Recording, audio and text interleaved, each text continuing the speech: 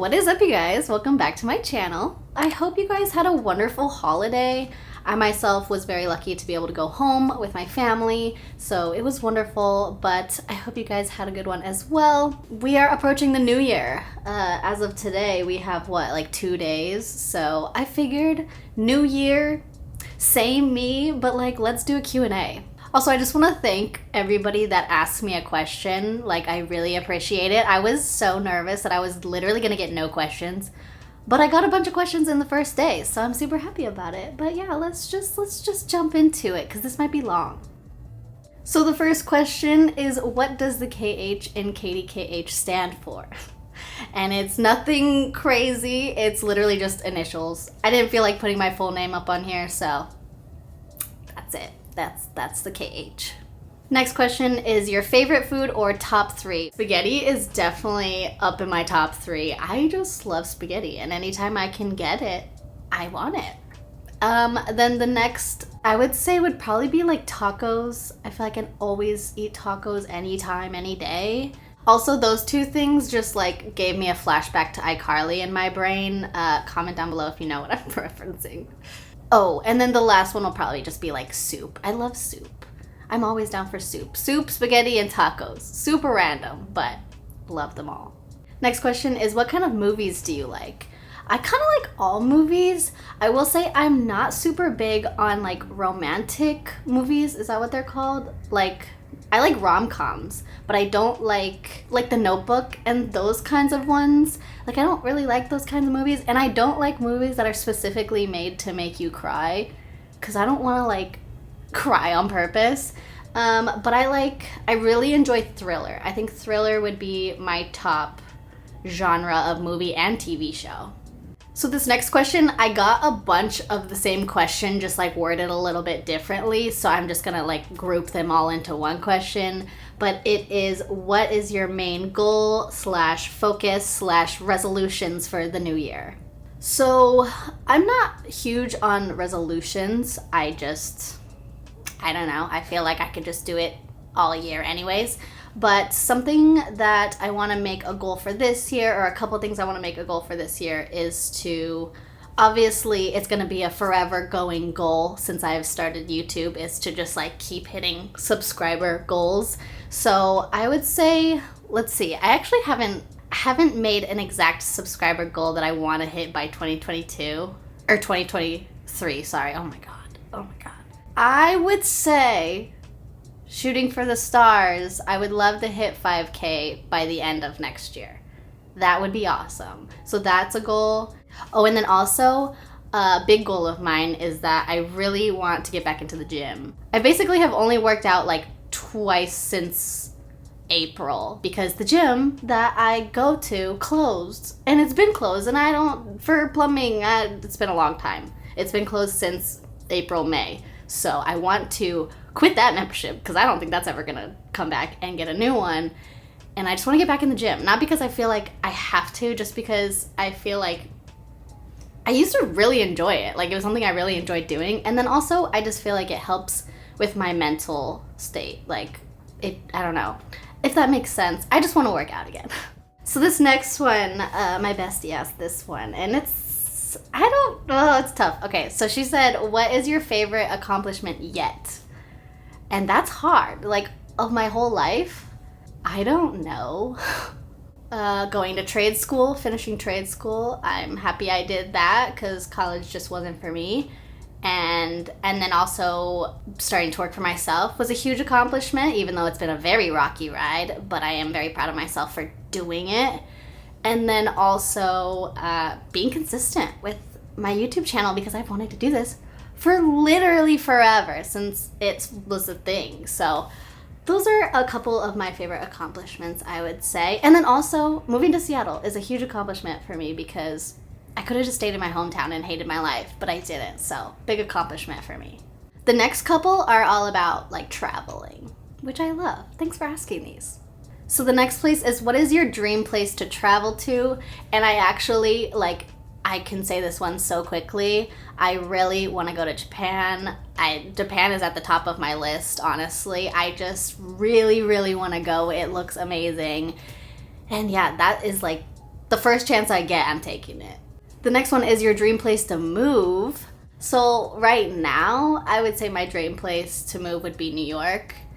And I feel like it sounds boring because I'm not even leaving the United States. But I haven't gotten to travel out of the United States barely any at all. So I don't even know, like, I feel like I'd have to experience a place first before I know I want to move there. And I've experienced New York and I love it. So as of right now, I would say my dream place to move would be New York. And then the top 3 destinations on my bucket list. Japan, like I said, I really want to go to Iceland. I really want to go to Iceland with my dad, like specifically. And then it's so hard. I just want to go everywhere. Like I literally just take me anywhere, I'll go. Barcelona looks super pretty. I've like ever since I saw pictures of Barcelona, I've wanted to go there. So that would be up there as well. And then maybe like Paris. Do you have any upcoming trips for 2022? And I do. None of them are set in stone right now, but I'm like pretty sure they're gonna happen. One, I'm trying to take my mom on a trip. I don't know if you saw that in my last vlog, but I decided on San Diego. So I'm taking my mom to San Diego. At some point, we still have to figure out logistics. So that's one. And then we also have to book a trip to Hawaii because we were supposed to go in 2020, which obviously didn't happen. So we need to like use the money that we got back from that towards it again. And I've never been to Hawaii, so I really want to go. But yeah. So this next one is a really good question, but it's also a really hard question to answer. The next question is, if you could talk to your younger self, what is one piece of advice that you would give her? Which is such a good question. I would say something that I would tell myself is that, it sounds so cliche. I feel like anything you say sounds so cliche, but like, I would basically tell her that everything's gonna work out. Like, cause, I mean, for context, when I was supposed to go to college, I mean, I went to college for 3 years, but it was not what I wanted it to be. And I thought my life from there on was just gonna go to shit because I didn't have a degree and all of that stuff. But basically, I would tell her at that age that, like, you'll be fine. Everything's gonna work itself out the way that it's supposed to, and has so far. So that's something that I would tell her, because she was not in a good place at that time. But we're doing so much better now. The next question is, what is your favorite non-social media activity? Right now, it switches with hobbies and things like that, but currently my favorite non-social media activity is to do nails. I have been loving doing nails, and I'm glad that I've been doing it for about almost a year now, and I'm still like enjoying myself. It's very therapeutic. I can just like put on a podcast and sit there for hours and just do nails, and I don't know, I really enjoy it. So that is my favorite, I would say, non-social media activity. What is your favorite holiday and why? And this just happened. This is relevant. My favorite holiday definitely has to be Christmas. And that is because I feel like Christmas is one of the few holidays where I know for sure like all of my family will be together. Every other holiday, it's like we all have different lives and schedules, so it's hard to always get together for everything.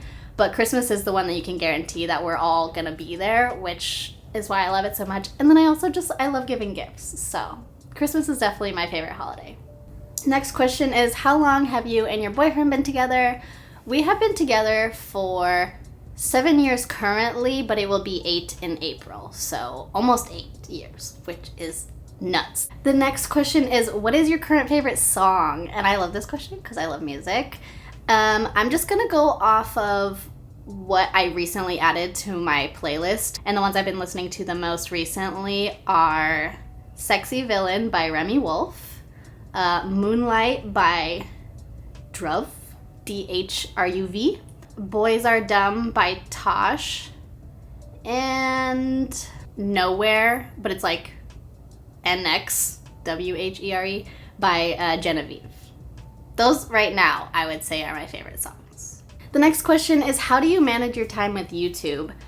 And basically, like I mentioned before, like I work for myself currently, and that's honestly the only reason that I have time to do YouTube is because being able to have my own schedule and make my own schedule, I have a lot more free time than I would have with my other job. Honestly, if I still worked my other job, I don't think that I would have the motivation to do YouTube because I just didn't have that much time, especially with the hours that I worked. Like, obviously I could do it if I really wanted to, but knowing myself, like, I just can't juggle that much. It stresses me out. So I'm very, very fortunate that I can have a schedule that allows me to do this and have the time to do it. So the next question is, would you ever do YouTube as a full-time job? And absolutely yes, I would if I had that opportunity, which I don't think is going to come anytime soon unless I just happen to go like viral overnight. But anyways, if I ever had the opportunity, yes, I absolutely would. However, I love what I do for a job now, so I don't think I would ever want to stop doing that. So I would love to do YouTube full-time and then do hair on the side, because I don't know, I just love my clients and I think I would really miss it if I stopped. So I don't want to do that full-time. I would rather do YouTube full-time, but I still want to do hair on the side, if that makes sense. Okay, so the next questions, or like the rest of the questions, are all Seattle related. So let's get into those. Okay, so first Seattle question is, where are you from and what brought you to Seattle? So I'm from Oregon, so I really made such a crazy move. But I'm from Oregon and I moved to Seattle because I needed to get out of my hometown. Not that I didn't like it. I mean, I don't love it there, but like, I didn't hate it. I just needed to leave. It's not even that small of a town. It's actually a fairly large city. It's not like you know everybody, but it's just one of those places, if you don't leave, you're gonna get stuck forever. So I didn't want that to happen. I didn't want to settle down there. It's just not me. I love the city. I needed to be in a city, and I could have moved to Portland, but I worked in Portland for 1.5 years, and I don't know, the whole time I knew I wanted to be in Seattle. I wanted it to be new and less familiar. So that's why I moved here. And then also Austin is from here, so that gave me a little boost to want to come a little bit more. But I had already wanted to live here even before I met him, so it was just always a goal of mine to move to the city, and I have zero regrets. Okay, so these next two are pretty similar. One is your favorite food in Seattle, and then the other one is, with all the good food you eat, what is your most favorite / memorable dish? And so I'll just group them together, and that's so hard for me to say. So I'm just gonna throw out a bunch of things that came off of the top of my head. I wrote them down though, so I'm gonna look at them. But the breakfast burrito at Stoneway Cafe always slaps. The wings at Local, highly recommend. If you ever go, get the salt and pepper wings. They're very small, but they're so freaking good. Always recommend. We always get them. The chicken wings with the Fruity Pebble French toast at Watson's Counter. I've only had it once, but I think about it all the time. It's so good. And then specifically the Connecticut lobster roll at Bar Harbor is so freaking good. Instead of mayo, it's melted butter. So good. I really want that right now, actually. Yeah, those are just a couple to name. You can't go wrong with any of those things. The next question is, do you think you'll ever move out of Seattle? And yes and no. So yes, I do think that I will leave Seattle, but I really feel like unless I have some sort of epiphany or something that changes my life, I think I'll come back. Either Oregon or Washington. I think this is where I want to settle down. I love the Northwest. But I do want to leave because I'm young and I have so much time to go explore and see things. We want to move to New York, like I said, so hopefully we'll make that happen. But I really don't see me staying there forever. I love it here and I want to settle down here, so yes and no. The next one is the best place to get a massage in Seattle. And unfortunately for you and I guess I don't treat myself very often to those kinds of things because I have no idea. I don't get massages. But I did look up the best places in Seattle, and I'll throw an article that I found in the description. Hopefully that helps you. This next one is very specific, and I also don't really know, but somebody asked me, What is a good high school near downtown to watch a basketball game? I did ask Austin because he used to play basketball here in Seattle when he was in high school. And he said if you're looking for somewhere closer to downtown, maybe try Franklin or Garfield or Rainier Beach, because he said those are like the better teams in the Seattle area. So hopefully that helps you. The next one is, are there any good/small bookstores in Seattle? Elliott Bay Book Company in Capitol Hill is really popular. I like going there. It's a really good vibe. They have a lot of books. And then if you don't want to go there, there's Twice Sold Tales. There's one, I think, in Ballard and in Cap Hill. And then in Greenwood recently, I stumbled upon this cute little one, and it is called, I don't know if I'm going to say this right, but it's called Couth Buzzard Books. So super cute. If you're in Greenwood, check it out. Those are my recommendations. Next question is, what are some steps that you took to develop a life that you enjoy in Seattle? And I feel like this is a really good question. I think it's gonna be hard to answer only because it is very circumstantial, so I hope whoever asks knows that. But for me personally, I think what has made my transition, I mean, I've been here for over 4 years, but I think like early on what made my transition so much smoother, I really like made sure it was what I wanted and I was gonna have enough money so I could not have to live paycheck to paycheck and worry about it. So I gave myself a safety net, and then finally when that time came, trying to make friends with like people you work with or your roommates, or even just like finding one local friend who you can have introduce you to other friends is really helpful, because it is hard to make friends. Also, I guess I could segue into another one of these questions with that being said. Somebody asked me, have you beaten the Seattle freeze, and if so, how? I don't know if I don't feel the Seattle freeze because I'm from Oregon and it's very close and like personality types are basically the same. And then B, I don't know if I just contribute to it. Like maybe I don't feel it because I just contribute and I am the Seattle freeze. I don't know.